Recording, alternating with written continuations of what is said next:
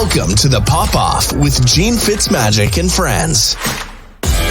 Your daily sports and entertainment radio show, live all over the world.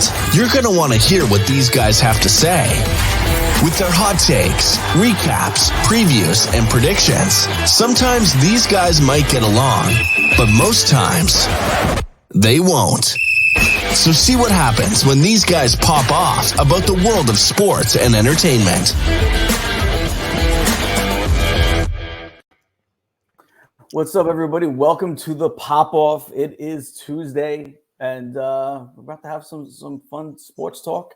Joining me, as always, Nigel Downer, James Woody. I like the hat, even though I'm not a Raptors guy. Right? I'm feeling that hat. Right. This one's nice though. So this one, I'm gonna reveal out the gate another snapback, but it's Mitchell and Ness. So they know how to do things, man. Like, look at this side patch. It's the actual, like, the Raptors jersey. Love that. Right. And then they got the old school, like, classic. This is the Hardwood Classics version right here. So that patch is nice. And on the front, what you got is like the nice Raptors logo, but you also have the Toronto and you have the 1988, 1999 significance here. It's just a good looking cap, man. It's one of my faves. It fits nice because kids, we got home court opener tomorrow night, baby. If you're watching this, is Tuesday, October 24th, or listening Tuesday, October 24th, so the 25th here in Toronto, opener. I'm not going to be there, but I am going to go to a friend's house and have a little bit of a homecoming basketball junkie party. So it should be nice. There you go. Yeah, man. And my Knicks, we'll see. Well, our Knicks, right? Woody, you're a Knicks fan, right? So Sure. We'll see what our Knicks going to do this year. Yeah, we'll see. But you know what? Let's talk a little football. We're going to talk a little basketball today, but before we get into that, let's talk a little football. We talked last week about Bill Belichick possibly being on the outs in New England. Well, as it turns out, we were all wrong. Or maybe we weren't wrong. I don't know who. You were wrong. It was you, actually. It was you. Me and Woody agreed. So I was wrong. Yeah. But I think we were all surprised to find out he signed a big extension before the season even started. Mm-hmm. So now specifics weren't really released on it yet. But Woody, what's your take on this?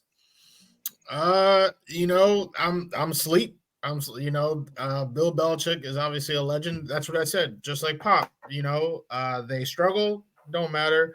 The resume is impenetrable. So, not surprised. If anything, I'm surprised at how bad they've been this year. But I'm not surprised to hear that Robert Kraft has an immense amount of faith in one of the winningest coaches in the history of NFL. Nigel? Yeah, same. I mean, it's crazy to see them at such a turning point, crossroads, if you will, in the franchise. But it's obviously, and we talked about this before, it was going to happen. It was only a matter of time. They're 2-5, which is really tough look. But Belichick did get his 300th win. They did recently just beat the Bills, which is kind of bananas. But I mean, it's just it is what it is, and I figured that he'd be in it for the long haul. But we'll see. I mean, I don't know if they're going to wait for that stud to kind of show up on Patriot campus and wow everybody, or if they're just going to be like, let's extend them for a couple years and then peace, you done. Who knows? Well, let me ask you a question. Do you guys think there'll be some buyer's remorse with this contract at one point? Or do you think Bill turns it back around and becomes a championship coach again? I don't think the latter will happen. I don't. I just think he'll just kind of peter out. Like, I just think that, and it's fine. Like, I don't think he'll peter out in a bad way. I think it's just like, all right, I think we're done here. Like, I think we're good to walk away from this deal, and then he'll just go into the front office because what else is there left to do? He's been there for 23 years, 23 seasons. The guy's brought all 6 championships to that franchise. Like, what else do you need to do? You know what I mean? What do you think, Woody? Same. Out of respect. I mean, look at Pete Carroll. Pete Carroll did his thing. They definitely looked bad. Now they look pretty good. I don't think they're going to win a championship, but, not one person is questioning Pete Carroll's job security. It's the same concept. This is what happens when you're a tenured coach that brings success. You're never really gonna suck too bad for too long. But I would be shocked to see him win another championship, unless Tom Brady gets tired of the avocado ice cream and comes back. That avocado ice cream is pretty gross. It is. It is. It is. It is. Let me see. Hold on. I'm sorry. I pulled up my thing and now there we go. I got to be honest. I think they're looking at it as like let's see if we can get him to get the most the wins record as a Patriots head coach. There's so much cachet that comes with that for the organization as well. So I think that's part of the reason why he's definitely not going anywhere. I think he's probably going to be there for another 3 years. I would imagine. I don't know what the extension is. I don't think they've released the information. I haven't heard at least. But, no, it's still a secret. Which is weird. Like, just announce it. Like, you cut out the bag that he's there. Like, secret lucrative contract extension. Belichick, right? So, all right. So who do you guys think will get the number 1 seed in the NFC? Well, I made a pick before the season, and that pick has been aging like wine. The Philadelphia Eagles. If they don't make it to the Super Bowl, what did I say before? It was because not 1, not 2, but at least 3 people have died. Everybody's still alive so far. So the Eagles are heading there. I know they I don't even know what happened against the Jets. They had a quick hiccup there, but right back on them, smacked the Dolphins. It definitely helped having their guys back that were out against the Jets, right? Came back and smacked the Dolphins. But that was a statement win. The Eagles aren't going anywhere. And they just added some depth. Mm-hmm. Right? They did. Yes. They added Byard from Tennessee, from the safety from Tennessee. So they're looking strong and maybe even stronger now. That's to add some another piece to that secondary. That's a top flight defense, and they just added another piece. They made it even stronger. Nigel, where are you going with the NFC? Do you think? Some people zig. I'm gonna zag. I'm gonna go crazy. The Detroit Lions, baby. They're gonna go. I like that. I'm just kidding. No.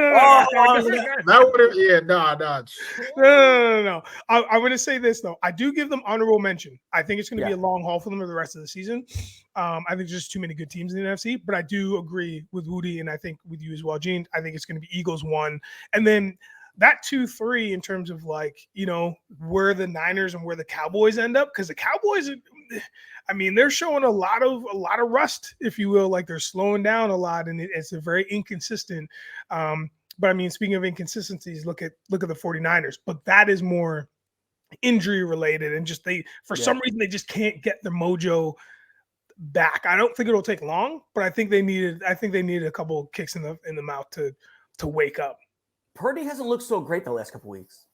You know what's bananas about that is that at the last minute, I'm talking about 12:58 Eastern time on Sunday, I have Stafford, Purdy, and I think in the same league, I think I have Mahomes, and I put Stafford in instead. I switched Stafford and Purdy. Wow. Yeah, and I'm glad I did it because Purdy was just having a rough go, man, and the Vikings were not messing around with him last night.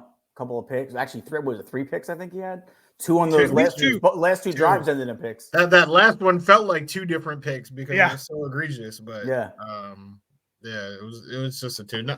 Purdy. This is media. Unfortunately, loves to run with these Cinderella stories. Everybody's trying to find the next belle of the ball. I think Purdy is what he's been. He was a solid guy who found arguably the greatest offensive mind in football in Kyle Shanahan, who then had some of the greatest weapons in the entire league in McCaffrey, Debo, Kittle, Ayuk. So that's what it is. Now some of those guys are getting hurt. They're getting banged up. The tape's out on him, and he's not looking as shiny. But it is what it is. He's never been elite. And, it's showing. Do you think he can be elite? No. I'm on the cusp. I think he can get I think he can get to greatness. I don't think about elite. I don't think elite status, but I think he can get to good greatness status. I think there are certain physical tools that are required in order for somebody to make the leap, and he simply doesn't have it. I mean, I think there's only one exception that I can think of that was able to just literally train their mind, like through intangibles, overcome the physical limitations, and that, of course, is Tom Brady, who has a very similar story of being average, low pick, and then thrown into the fire. But until Brock Purdy start limiting his carbs and doing all that TB12 method type stuff, I'm gonna have to say that he's just gonna be average, just like the rest of us. Average, not even good, just average. Yeah, he's average. He's plugged into the most favorable situation. Is Fair enough. A quarterback in a more favorable situation? Probably not. He's average. Maybe, Put him on the Jets. Maybe Tua. Tua's in a really good situation. Yeah. Tua is in a really good situation. His line is not as good though. Tua's and that's why everyone was nervous about Tua, right? Because the boy kept bumping his head. Yeah. So at least Brock Purdy doesn't even have to worry about that. Trent Williams keeping him upright. Well, Trent's banged up now, so and now he's that's what I'm saying. Yeah. That's what I'm saying. He needs things to be picture perfect. We're literally seeing that right now. That I would say he's average in an elite situation. Okay. So let me ask you a question. I guess Woody wouldn't agree with this, but Nigel, do you think the Cowboys can possibly? Is there a chance the Cowboys could actually catch up in the NFC East? Yeah, I think so. I think that what we've noticed this season is that everybody is vulnerable. Like it just feels like because last season at one point it just felt like there's no way you were going to beat the Eagles. Obviously, I mean, look at the record. It was ridiculous. Yeah. San Fran, once they got going, it was hot. Like there's quite a few teams that there was no stopping them. But now I think it's like, I think Dallas is good enough this season to do whatever they have to do to finish either number 1 or number 2 in the East, I think. But there's a lot of factors though, man. Number 1 being that Dak needs to figure out how to play quarterback. Like he needs to, I was talking to a Dallas fan 3 days ago, and he was wearing a Dallas hat. And it's a friend of mine, an acquaintance, and I was like, I didn't realize you were a Cowboys fan. And immediately he was just like, yeah, man. It's like that. His first thing, a deep sigh, rolled his eyes, and he just went off. He's like, Dak just first play of the game, Dak will throw 60 yards. What are we doing, bro? What are we doing? And then second play, he'll throw 40 yards. Bro, what are we doing? Set pace for yourself. And I'm like, I feel for you, bro. I feel for you. So I think if Dak just smartens up a little bit and the offense is just dials it back, I think they have an opportunity. Do we think? Give me a percentage. What are the odds? Oh, I would say they have. I'd say they have I want to say a 61% chance that they. Damn. Well, that high. That's more than likely. That makes it the most likely chance. Yeah, I want it because I think it's over 50% because because what we've seen in San Francisco, Philadelphia, they might be bound to crack. But I just feel like there's a chance. I don't want to see that. That's not what I want. I want to be clear. That's not what I want. But I think it could happen. But after that, it's a wrap. But there's a really high thing. You know what? I'm going to dial that back. I'm going to walk that back. I feel bad. I talked myself out of it. I say 31% chance. I'm taking 30% out of there. 31% chance. You cut that in half. Yeah.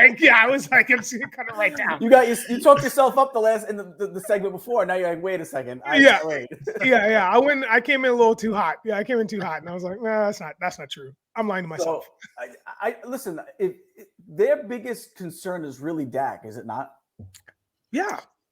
I feel like it's kind of the offense as a whole, but I mean, but it starts with Dak is the captain of that side.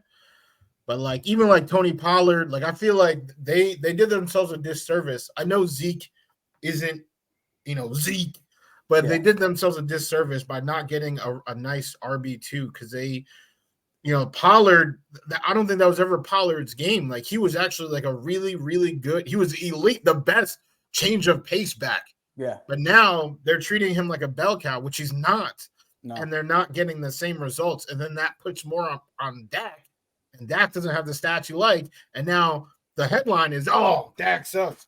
But they actually did the whole team a disservice by kind of chopping up what was their identity for so many years, because they had a bell cow, DeMarco Murray, Zeke, and then the change of pace now that they're doing, or that they were doing, they kind of messed that all up. So I think the offense as a whole is like where they're messed up. I get that. I could see. Yeah, I get that for sure. So who's that NFC team or the NFL team that we all thought was a playoff team, right? At the beginning of the year, that seemed like they were a shoo-in. That needs to maybe worry a little bit right now. I mean, it's got to be Minnesota, right? I mean the same team that I said is going to make the Super Bowl. I mean, it's got to be. I forgot all about that. I had such a crazy hot take myself. Yeah, I forgot that too. I forgot all about the other crazy hot 100% I did. I'm glad I jogged your memory, fellas. But I think it's got to be Minnesota, because I think they're at a real, they're in a spot that is very uncomfortable for them, and you can almost see the panic on the field when they're playing, because they just know that things are going awry. They're 3-4. They played a great game yesterday, but there were some injuries, man. So I think it was Addison. Is that right? No, Madison. Yeah. Madison. He came back though. It made a clutch catch. Yeah. But even when you get a kind of injury or some kind of a tweak and then you come back, it's likely adrenaline that's keeping you in that game. Yeah. True. And then let's see what happens, how this week goes, right? I hope he's fine. But I think it's Minnesota who's kind of freaking out a little bit. But that win really helps their momentum and helps the team morale, I think. What do you think, Woody? Yeah, Minnesota, I think they were more nervous week 3 than they are now. Like, now that they're like channeling or they're stringing together some positive wins, like last night was huge. This team is the exact opposite. Week 3, they were like, whoo, we go to the Super Bowl. Right now, I'm not sure what the vibe is, because the Buffalo Bills, they're obviously super inconsistent. Mm-hmm. Josh Allen is super inconsistent. But if I'm anyone in that organization, like I'm talking front office, you have to be really, really worried, because the way that team is built,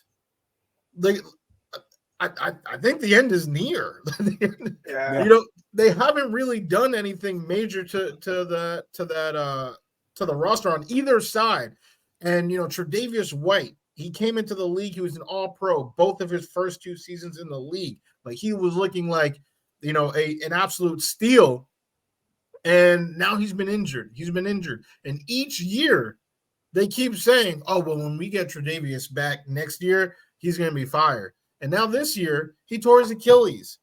We can't keep kicking that can down the road. Matt Milano missed a whole bunch of games last year. Oh, when we get him back next year, we'll be great. He is out for the season as well. Mm-hmm. Von Miller, like, this keeps happening, right? And the team is not getting better. They're arguably getting worse. On offense, I've always felt like their plan offensively was weird, because they don't have a great O-line. They just say, oh, well, Josh can do it all. So they make him do it all, right? It's Diggs. Gabe Davis isn't a real number 2. They keep bringing in running backs. Don't use them, right? Because Josh Allen just leads the team in rushes. So that whole team, the whole organization, if you're a fan, front office, player, I really would question the future of that organization. They could obviously still make the playoffs. Right now, they are actually 7th in the AFC, so they are truly on the bubble of making it. I mean, all this time, it's been 6 teams, right? They just made it 7 teams, so you get that little, participation award spot into the playoffs. I think the Bills, not only for this year, but like for the future, could really, really be on a descent. I got to agree with the Bills, man. And is it the offense? Is it the injuries on defense? It's a little bit of both, man. I feel like is this going to sound weird to say? I don't know if they don't have a real identity on offense. Not anymore. They don't. And you would think when you have a stud quarterback, you would think, well, that's obvious. It's the stud quarterback. But I feel like every week the offense looks different from week to week. Like, do you know what I mean, though? They crushed the Miami Dolphins, who look like they might be that team. And then they lose to come back a couple weeks later. They lose on the last drive to the Patriots. It seems as though the high-powered offense that they had last season, that was arguably like almost like a mirror image of the Eagles and how fast they would come out and hit you in the mouth. They're not that anymore. And then once they find pace, they just stay there. They're almost like, it's almost like the no-name Bills. So like we're in like the early mid 2000s when the Bills when they were just kind of even keel before they got Josh and before they started to become something. It feels like they're reminiscent of that, where you just don't know which Bill team, which Josh Allen you're gonna get, which you questioned before, Gene. It's like which one are we gonna get, man? Because now it's a real question. Now we don't know. And again, Cooks and Diggs, I mean, combined, those guys have got just over 1,000 yards, and they're running back and receiver, your top running back and receiver, but you'd think they'd had less yards right now. It just doesn't feel like the same, home run team, smash mouth team that we saw last season. Exactly.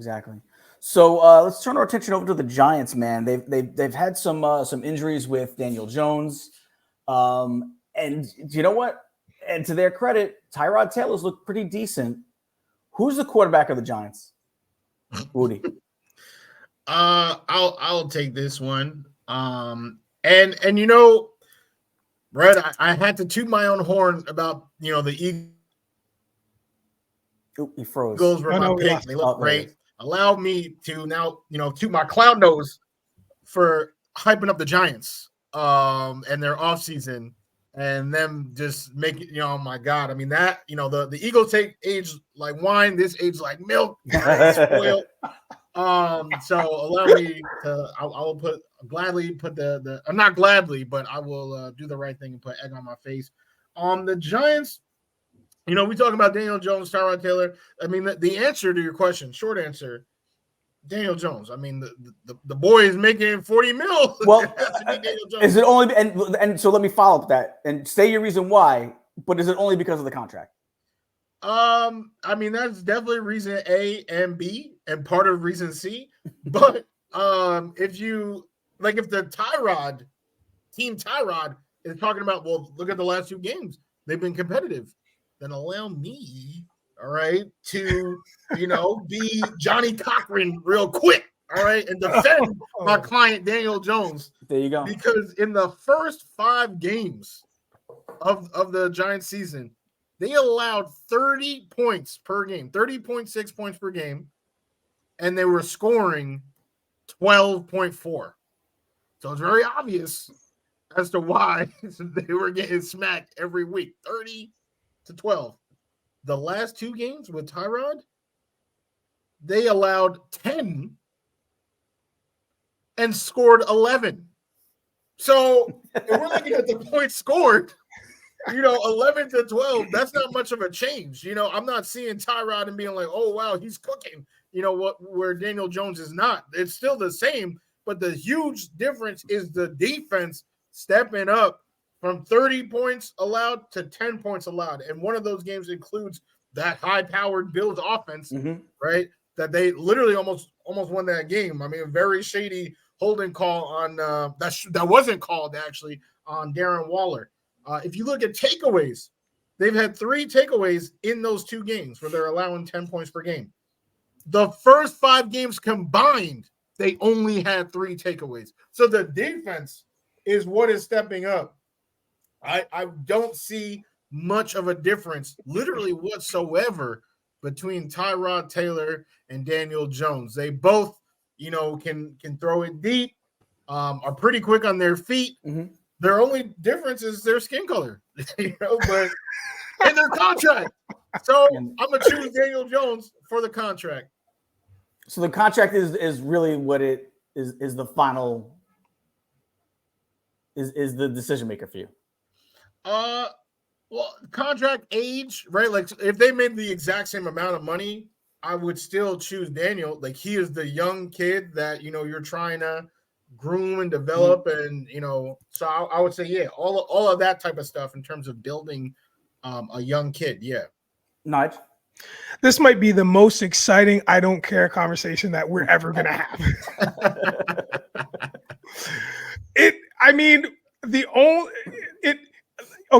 Woody nailed it. It feels like this is just the same person, just a different jersey and a different skin. It's like you're gonna play a video game and you want to choose one of Spider-Man, but then you just put on the 2099 skin over top of the 1960s classic. It's the same Spider-Man. That's what I feel like. Nothing has changed. It just doesn't. Saquon hasn't even reached 300 yards yet. Their tight end is their lead receiver. It just nothing great or nothing decisive is happening here. Nothing. We have to go to the contract. That's how bad this is. You have to go to the contract to find out which one is the quote unquote better quarterback for the Giants. I'll tell you this, they just beat the Commanders 14-7. Snooze fest. Brutal game, right?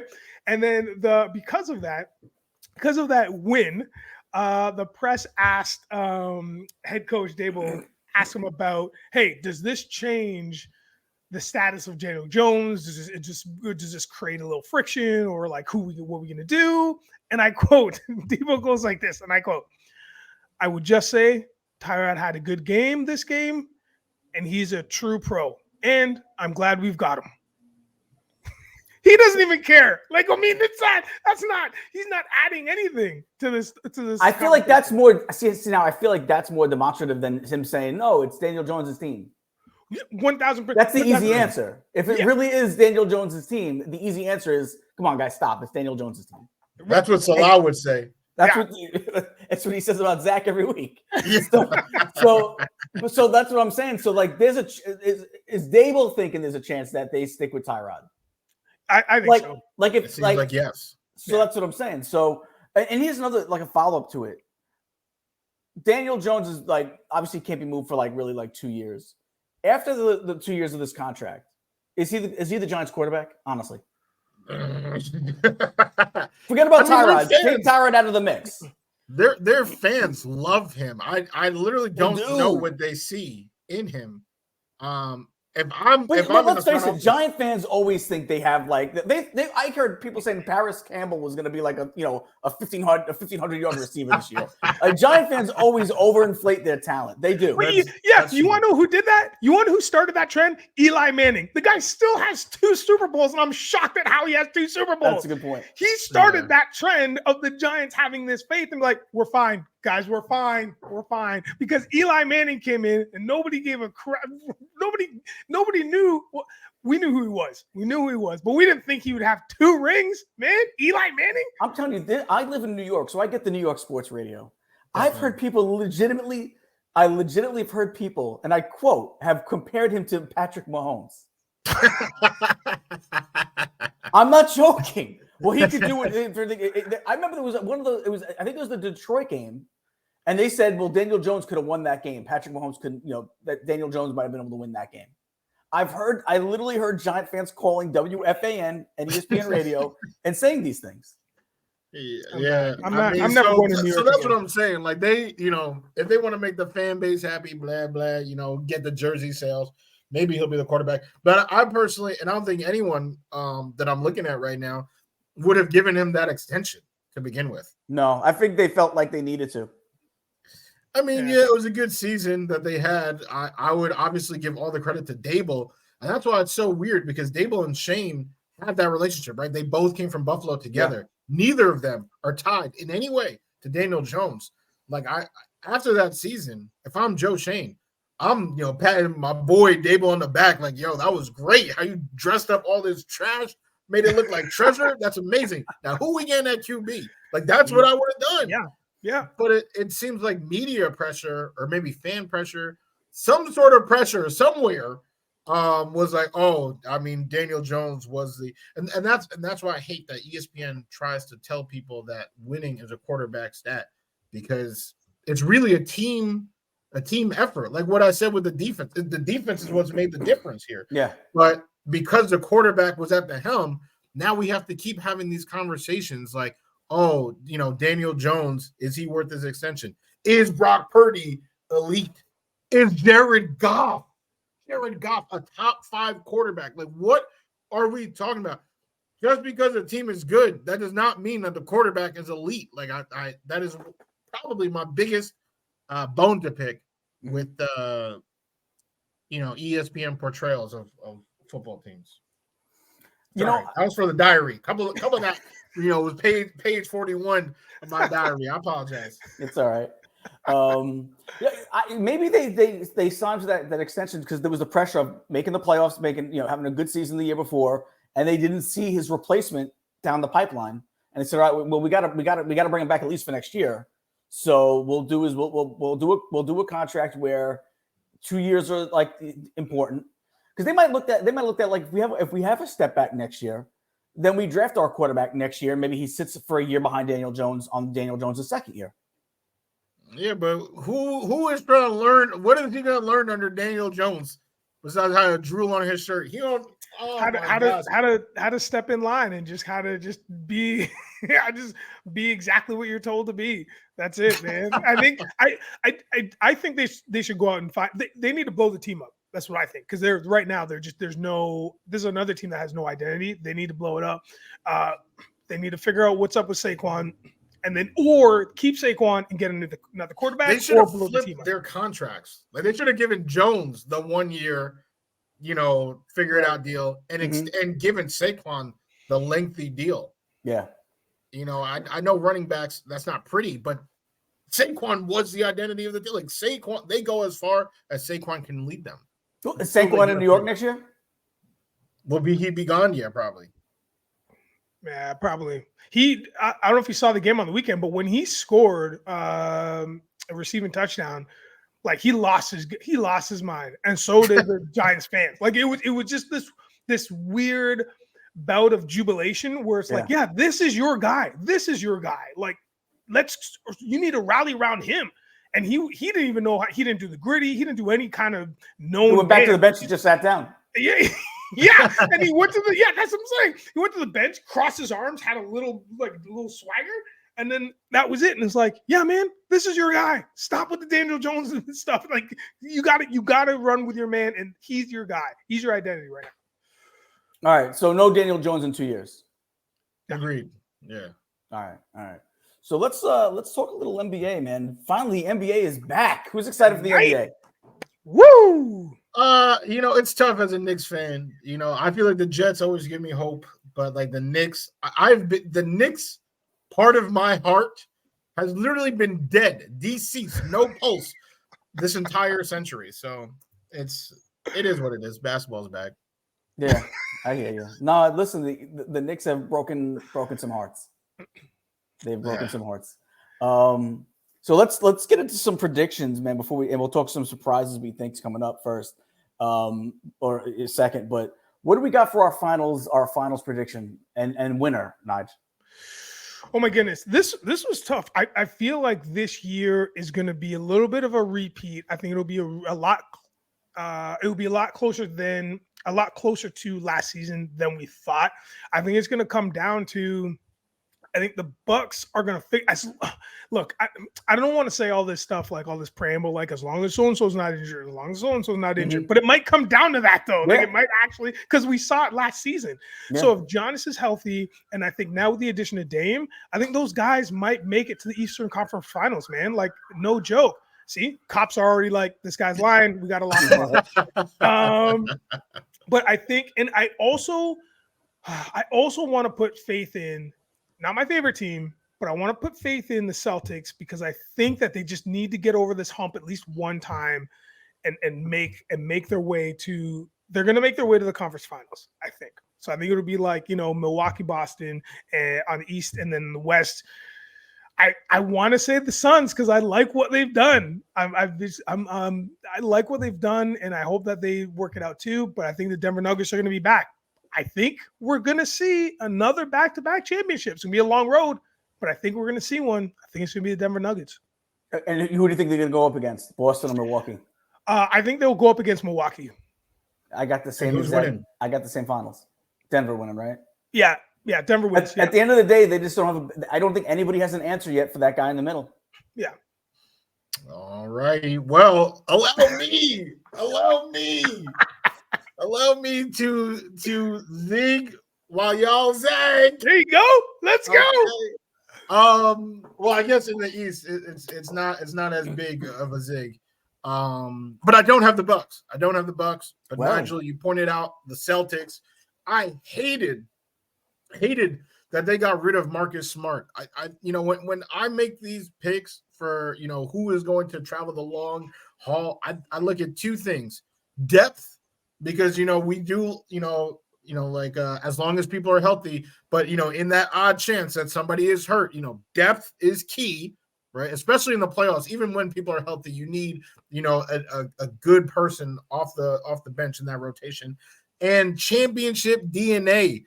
It's very rare that a team just wins out of the blue. Obviously, that does happen. That literally actually just happened last year. Yeah. Right, where no one there was on that big stage before. But usually it takes that veteran presence to get these young guys, these young talents over the hump.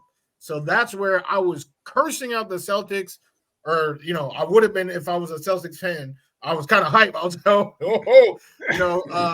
but the Celtics got rid of Marcus Smart, but then they added Drew Holiday.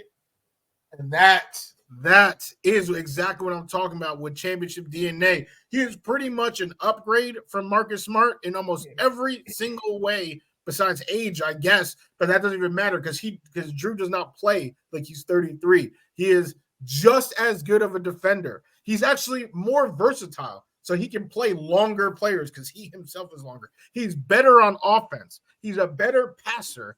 And in the locker room, when Jason Tatum is acting a fool for the 7th consecutive season and Jaylen Brown still can't dribble to his left, they finally have a veteran that can talk in the huddle and say, guys, it's all good. Let's execute. And he can actually go out and make the big plays. Now, they took a big hit down low, right, losing Robert Williams. But Porzingis is somebody who, let's be clear. Porzingis is not shutting down Embiid in any capacity, like any way, shape, or form. But he is good in front of the rim. So while, Embiid is probably going to have fun, Tyrese Maxey is not going to just be laying up all day. It's just not going to happen. And they have somebody who, when Tatum, and this is what kept happening, right? When they do the different rotations and they got Al Horford as a 5 while Tatum and Brown sit, their offense lags.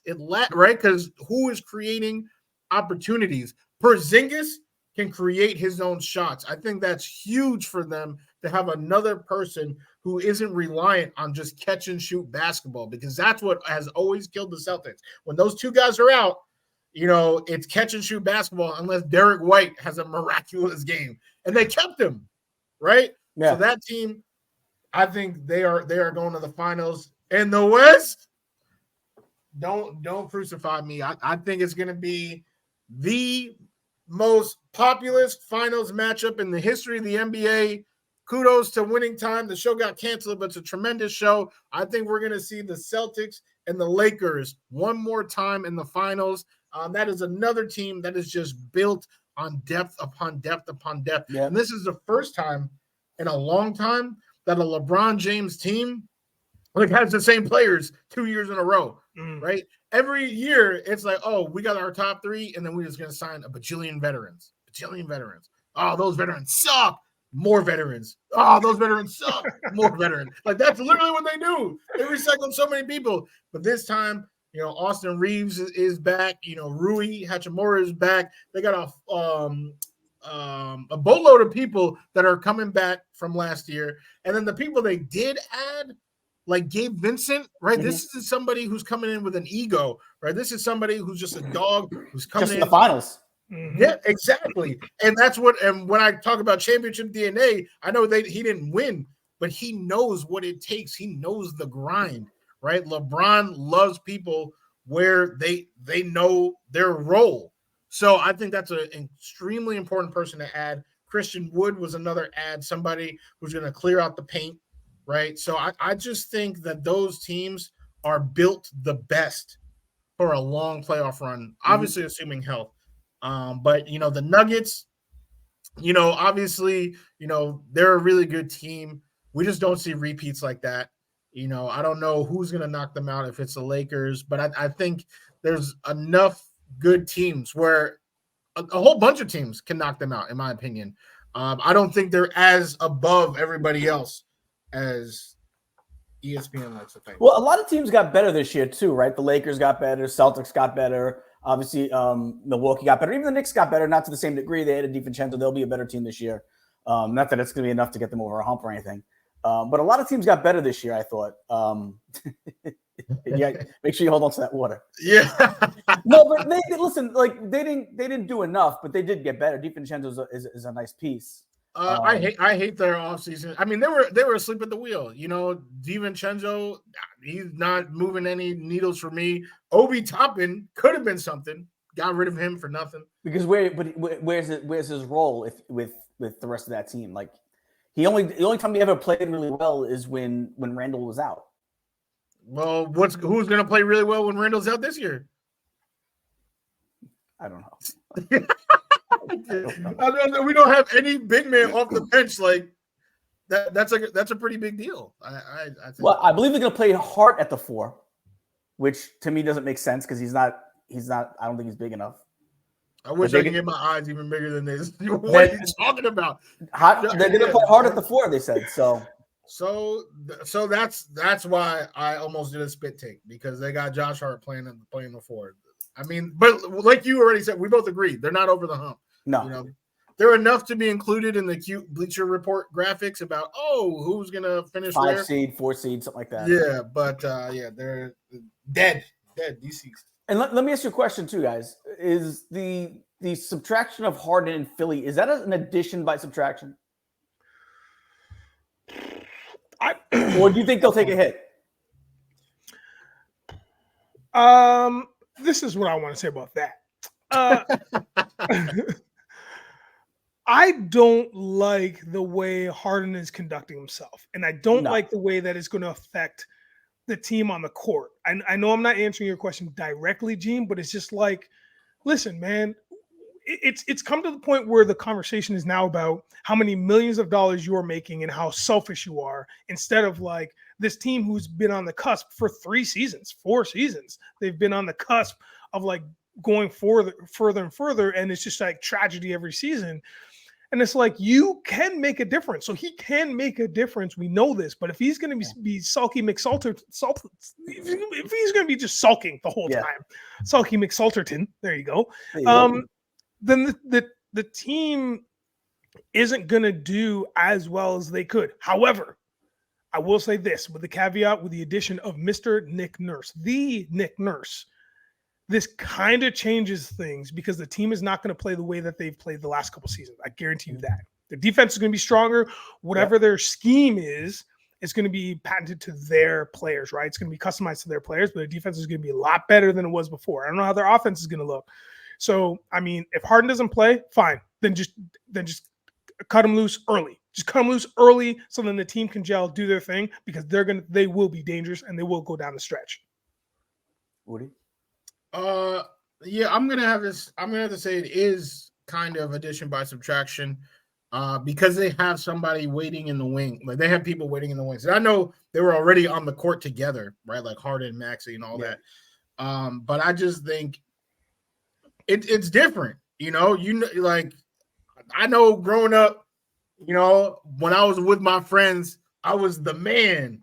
Until my big brother showed up, and then he's playing, and then it's like,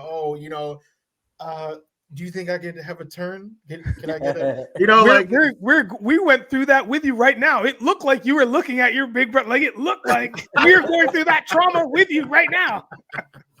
But that's how it is, right? Like when you get a superstar like Harden, right, with the ego, with all that, you know, if I'm Tyrese Maxey, like there is that kind of relationship there. Yeah. But when he's gone and you get to be the man, then you start realizing you had abilities you didn't even realize because it's your time. So I do think with a few players on that team, that's what you're going to see. And then, of course, Nick Nurse has already proven to be able to help bring that out of people as well. So I do think the subtraction of Harden is indeed addition by subtraction.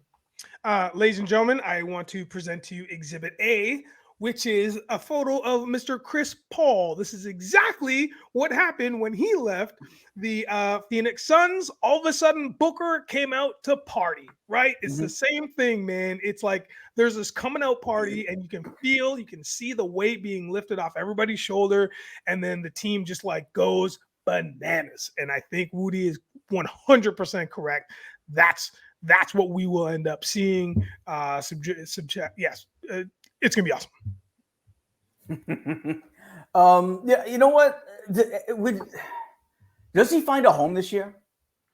Like, because they haven't released them. They haven't even. Looks like the trade that we all thought was going to happen with the Clippers doesn't look like it's going to happen. Does he end up anywhere this year?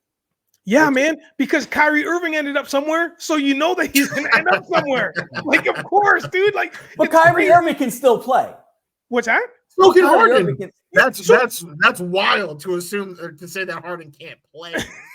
First off, he's never played a lick of defense in his life. His shot doesn't go down like it used to go down. That's true. I mean, however, not the same offensive juggernaut he used to be. Literally this past offseason, he hit 2 game winners in the same series. Like he is still very, very capable. He's one of the best passers on earth. Right, he's been in the top 5 in it since the last few years. He's actually aging really well. Like, yes, he no longer gets 30 and 8, but now he gets 21 and 12. Like he is still one of the best possible things that can happen to your offense, assuming that the strip clubs in your city are fire, the wings are even better, and you don't make him mad. Like, so there has to be a whole 30 teams. Yeah. So you mean Detroit? That's what you're saying. Where does he end up? If you had to take a guess. Oh boy.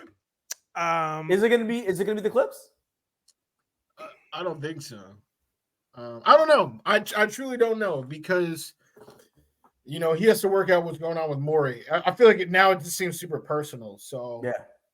I mean, it seemed like it was since day one. Not day one. Yeah. You know what I mean? Yeah. Since this whole thing came about, like he basically said, "I'll never play for a team that Morey's part of," which could be anywhere at this point. Look at Dame in the Bucks. I mean, no one was talking about the Bucks. They came in out of nowhere and swooped in. Everyone thought it was gonna be Miami.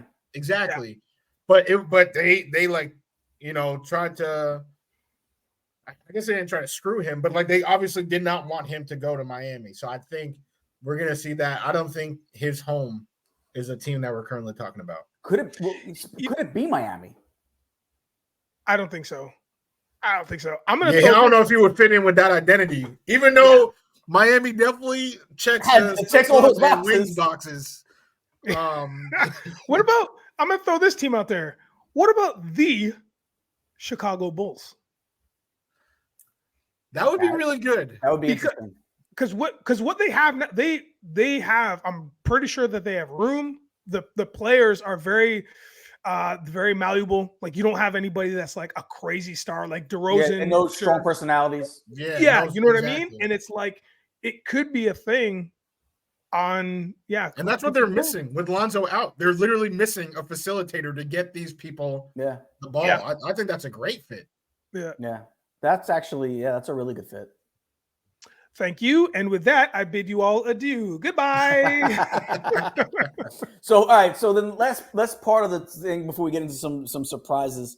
Who's the MVP? Oh, jeez. Yeah, Woody, you go first.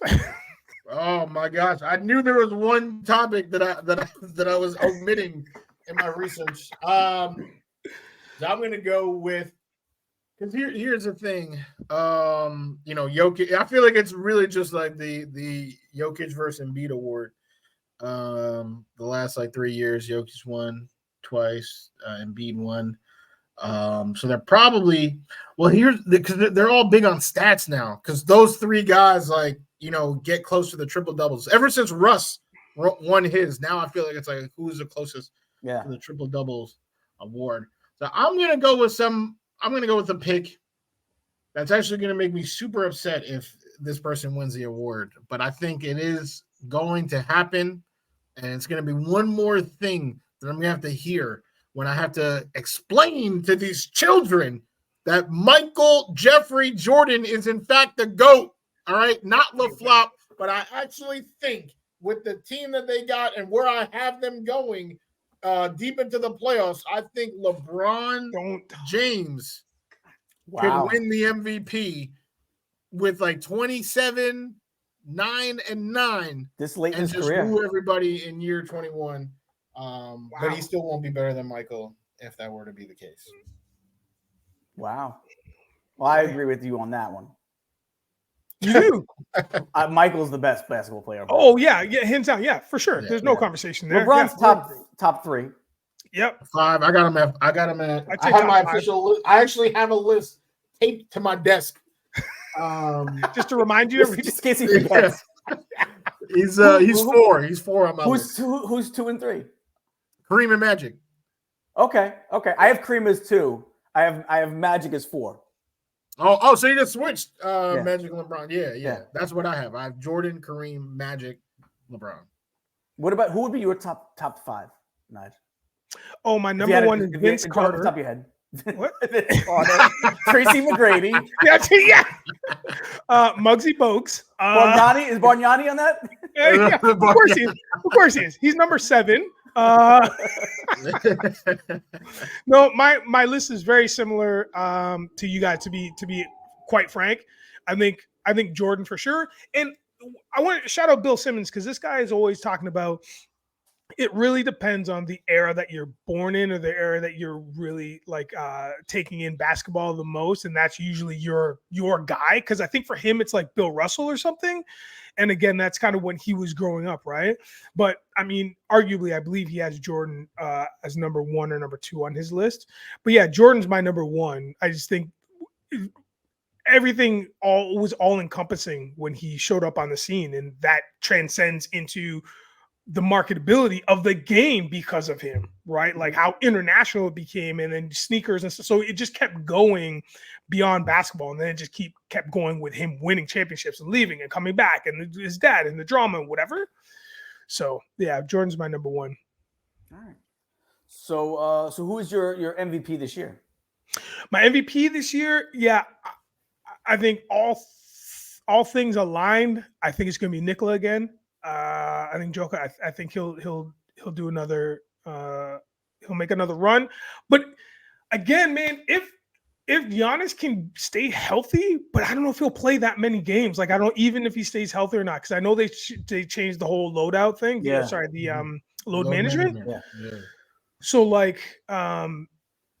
but I think he stands as well, because I feel like there's a lot of players now that's got fires under their butts from last season. Last season was so competitive and was so intense, and all the stars really came out to play, and it was a game of endurance. So yeah, I want to say Nikola again though, and then that'll be a wrap for him. And Embiid. I don't think Embiid will get it. I think Embiid will finish 3rd. I think and Embiid might take a little bit of a step back this year. I have Giannis too. I think Dame's going to make Giannis even better. Yeah. So I got Giannis. Yeah, I think it'll be easy buckets for Giannis too, right? Like he'll get a lot of he's over the years he's had to work really hard for some of his, but I think with the addition of Dame, he's gonna open that offense up.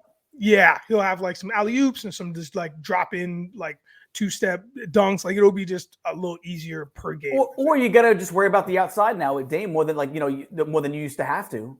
Yeah, absolutely. So you're gonna have more concentration on that outside, just making sure that he doesn't take, to cover him on those outside shots. So yeah, I think so with that. What's some surprises we think we got in store this year? I want to say this. I'll Give me say a hot take. Well, I just want the Pelicans to do good, guys. I just want them to do good. You know what I mean? It is so disheartening and so sad to see a franchise have the number 1 pick overall, pick this absolute stud, this phenom, and I don't know if he's played a full season altogether with the 3 seasons that he's been in the NBA. I don't know if that's actually happened. If you put them all together, and it's like with Ingram and like the other studs that they have on that team, it's like they're so close to really putting in some work and becoming not so much the Sacramento of last season, but becoming a team that you have to not only worry about, but goes into the playoffs and we have some energy around these fresh faces. I just want the Pelicans to do good. I want Zion to come back. I just want him to do the thing so we can all be like, finally, we got another person, because he's not only wasting away in that franchise, but he's wasting away as a basketball phenom. Mm-hmm. So I think he plays a majority of the year this year. I hope so. I hope you're 100%. I think this is the year. Yeah. If he doesn't, I don't know. I don't see how, if you're New Orleans, you keep him. If he doesn't, bring him to the Knicks. I'll take him in a heartbeat. Bring him to the Knicks. Yeah, totally. What do you think? Yeah, I gotta. The Pelicans, they are a really good team. They just need guys to play. Really, mostly Zion. So I agree with that. This is probably a surprise. I looked at the NBA.com power rankings for a team, for the league, and this team was number 6. And I am going to sit here and say that I don't think they will make it to the final 8 of playoff teams. So that will be a surprise, because apparently people think they're going to be really good. This is actually going to hurt me more than predicting that LaFlop James is going to win an MVP and make it to the finals. A lot of emotions from Woody today. A lot of emotional topics. Right. Emotional things. Yeah. Oh my gosh. I mean, this, if we're still reading along with the diary, this is page 35 through 38 right here. Because in the last 10 years, there have only been 2 players that I've given the honor of saying that they're my favorite player in the league. In the last 10 years, only 2. And one of them, I love him so much. I will always support him. I'm literally one of his biggest fans on the planet. But I will not sit here and try to pretend that the glory days of Klay Thompson are ever coming back. I cannot do it. That team this year will show the world why things like The Last Dance existed. Because more often than not, it's actually in the organization's best interest to break up those trios and duos so that they can get something for the lesser ones to rebuild with the best one. Right? That's kind of in a long way what happened with Kobe when he was with Shaq. They got rid of Shaq and then rebuilt around Kobe, and bang, you got 2 more rings, right? They probably should have already pulled the trigger on this to get Steph some more help. But instead, we have a team of 35-year-old Steph, 33-year-old Draymond Green, 33-year-old one-legged Klay, It stings a little. and that old fool. I don't even, is he 83 or is he 38? I don't even know. Chris Paul, like he's going to make any sort of difference 0 whatsoever. The only thing he's going to do is add to the tech count that Draymond was already covering by himself. I mean, they had Jordan Poole. Jordan Poole is somebody who, when we're talking about addition by subtraction, right? We just talked about Nigel brought up Devin Booker. I brought up Maxey. This is someone where if you give him the burn, you could have. He's 24. There's a 100% chance. Like there's literally, let me not say 100. There's a 99% chance that Poole's best days are ahead of him. He is 24. There is a 0% chance that Chris Paul's best days are ahead of him. There's a 0% chance that Chris Paul's best days were in the last 5 years. I don't even understand the trade. This is just a team of old men with no bench. There's not one person on that bench worth a dime. Jonathan Kuminga, they keep hyping him up over and over and over and over. Okay, even if he is that good, that's one person. You have no team, and they're the sixth best team in the league. No, Sacramento's better than them now, like for sure. I mean, in a series, yes, Steph can score 50, so they're always alive in a series. But I promise you, they're not going to get there. They're not going to get there because this is the YMCA team of old men trying to relive their glory days. What do you guys think of the Phoenix Suns this year? I like them. I like them. I have a feeling they're not going to do what we thought they were going to do. Agreed. I think they're going to underwhelm. I think that's fair. Mm-hmm. You know, not so much depth. They added some pieces. Don't get me wrong, Grayson Allen and such. But I just sometimes it's hard to put these pieces together, and I don't know if they mesh well. Agreed. I think I don't know if they mesh well, and like this is gonna sound crazy. But like you got three people that think they're Batman, but I don't think any of them have ever really been Batman. I'm not saying that they Robin for Yeah. Beal might be a Robin. Like He might be a Robin in there. But like I'm not, but they're not Batman. Like none of them are like killers, to elevate the team. They all three of them have already proven that when things get tough, they wilter, right? Mm-hmm. They wilt. Is that the word? Patty, help me out. Somebody go on the dictionary.com. They wilt. They wilt. All right, get the ER out of here. All right, they wilt under the pressure. Okay, they are just little chocolate chip cookies that you just press on them and then they crumble into pieces. So that's what I think. When you got Durant into that good situation with Golden State with true dogs, it was all right. But there is no true dog to look at here. Now they're just 101 Dalmatians looking for the person to lead them to the promised land. So I do think they're going to underwhelm. Yeah, that's what I think too. So, but yeah, that's going to do it for today, guys, for this week's show. Caleb will be back next week. I spoke to him before, so he should be back next week. But with that, let's do our last words. Woody, what's your last words of the week? In light of the different things with the Giants and everything, just keep your words sweet in case you have to eat them later. Nigel, last words. Hey, it is Tuesday, October 24th, which also means it is International NBA Opening Day. So, listen, it's the tip-off. Enjoy the rest of the weather wherever you're at. Relax, watch some basketball, and watch some MLB baseball because these playoffs have been wild. Yeah. So you got a Game 7 tonight. And other than who do you got tonight? I got Philly. Woody, who do you got tonight? Damn, I'm not even gonna lie. I don't even know who's playing. I'm embarrassed. I'm embarrassed to admit. Not a baseball guy. That's cool. It's fine. But and that's fine because what's wild about baseball very quickly is just like once the postseason shows up, man, teams drop like flies. Like ends up like you watch 347 games and then all of a sudden out of nowhere in the playoffs, it takes 2 weeks and they're like, cool, man, here's your World Series. And you're like, wait, what? So it's like Texas already won. They beat Houston last night in a Game 7 decision. So tonight is a stretch match. The Diamondbacks, shockingly, they came back and they won last night. I think 5-1. Game 7, in Game 6 yesterday in Philadelphia to now take it to the Diamondbacks Park. But I'm gonna say Philly takes it for the win. It's gonna be a long one. And then World Series starts in a couple days, I think. After that, So who do you got? If it's Philly, who do you got? Rangers or Philly? I'm gonna go Philly. Okay, I don't know. I think I go Philly too. I'm not sure. Adolis Garcia, though, was a beast.